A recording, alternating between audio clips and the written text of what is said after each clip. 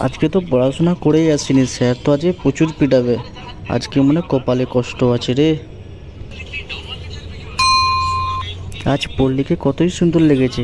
পল্লীকে আজ বিয়ের স্বপ্নে কোথায় বলতেই হবে। কখনোই বলতে পারিনি পল্লীকে। আরে স্যার ওইভাবে আমাকে দিকে তাকিয়েছে কেন? পড়াশোনা ধরবে নাকি? না ধরলে তো আমি ফেঁসেই যাবো। আজ প্রচুর পিটান হবে।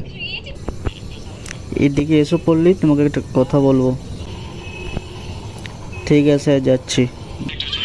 আজ কপালে কষ্ট আছে, হাই রে কি কষ্ট রে।